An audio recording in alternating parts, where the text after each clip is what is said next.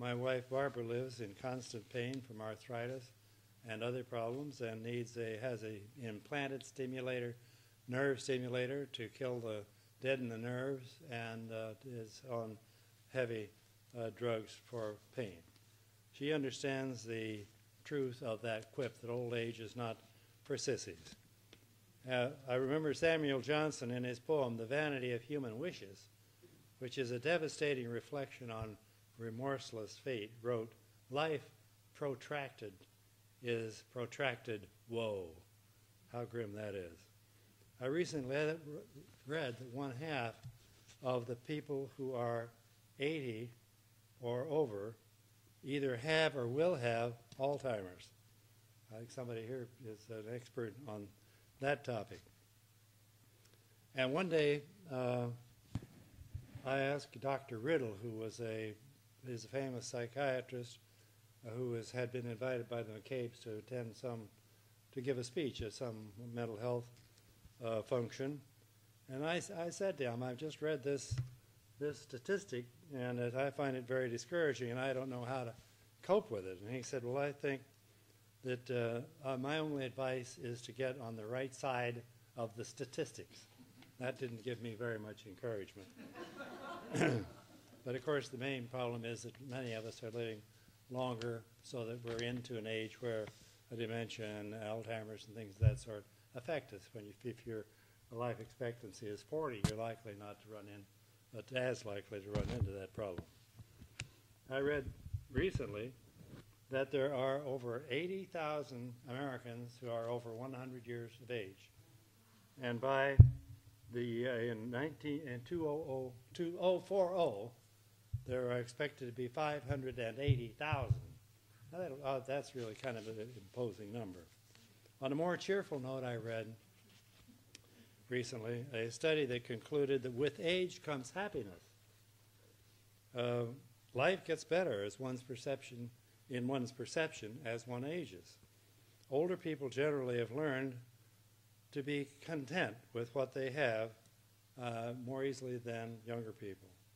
There are ups and downs, and in the overall happiness levels, generally corresponding to good and bad economic times, which I guess we can all identify with that. But at every age, older Americans are happier, and in general, the odds of being happy increase by 5% a year, and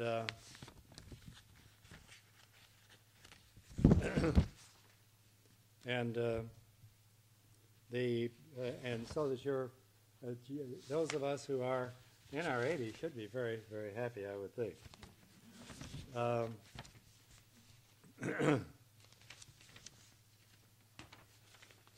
Also, especially pleasing to me was the most recent report that sexual activity increases one's lifespan. Now, I'm not sure I needed that excuse, but I take some comfort. Maybe I'm not just a dirty old man. Maybe I'm just trying to survive, you know?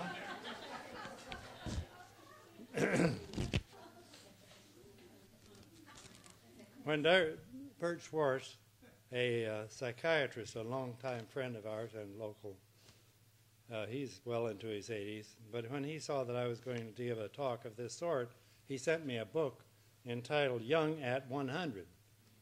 And the whole point of that book is that longevity is mostly a matter of voluntary action and self-control. Just think for a moment of smoking, drinking, eating, exercise. He had 22 examples of that. We really determine our own longevity. Obviously, there are exceptions to that when nature takes a wrong turn. The first requirement of longevity, of course, is obviously to survive to old age. And that, in my generation, was a challenge for many obvious reasons. Barbara and I were having a quite ordinary and peaceful life, growing up in Indiana, surviving the Great Depression, attending DePauw University in Greencastle, Indiana, until the afternoon of December 7, 1941. That was a day that not very many of you remember, I would guess, but it was a day that does live in infamy, and it in fact changed our world for good or ill. World War II was a cataclysmic event that brought unbelievable hardship and death and destruction. And in case you've forgotten the statistics, the United States lost 450,000 soldiers, and with a multiple of that having been injured. Literally millions, some say 50 million, some say 70 million, died in Europe in World War II at the hands of the Nazis and the Russians. Now, while we in the United States did not suffer that kind of, those kinds of problems, our lives were indeed turned upside down. All our life plans had to be put on hold, and I joined the Navy in December of '41 in order to complete college before I had to come to begin serving.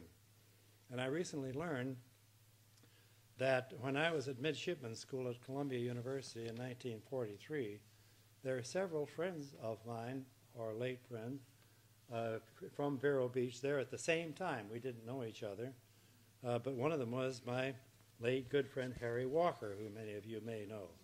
Another was Jim McDonald, former president of General Motors. Another was the late Elliott Baines. We were all at Columbia University at the same time, didn't know each other. We all survived with varying war experiences. I was a paymaster in the submarine force, so I never went to sea or even left the United States. But Elliott's ship was kamikazed, and he spent some 8 hours in the Philippine Sea before being rescued.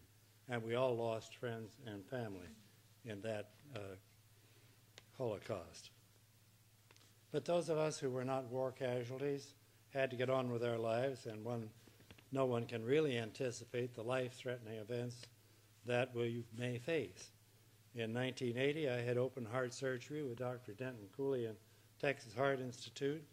The procedure was relatively new at the time. Barbara thought that I might not survive or be quite limited in my activities. I did survive and did have to limit my activities for a while, but I recovered from that with good luck. Our lives were relatively uneventful until 9/11. Another event that changed all of our lives and ushered in an era of terrorism and fear. I'll briefly recap that event as it affected me, as I promised Susan I would do. My experience was horrible. I look back and think of the many victims for whom the experience was both horrible and fatal.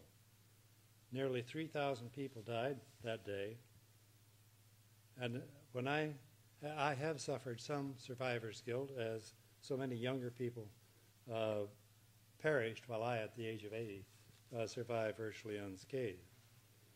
I had been a Wall Street lawyer for 42 years before retiring in 1990. And after retirement, I frequently stayed at the Marriott World Trade Center when I was in New York on business. And I was in New York on business on the day before 9/11. And I woke at the hotel on the morning 9/11, just after the two planes before the planes had actually struck the towers. And then I sought to leave the building, but I was in no hurry. I had no idea that the towers could fall or that the Marriott would collapse, which it did. And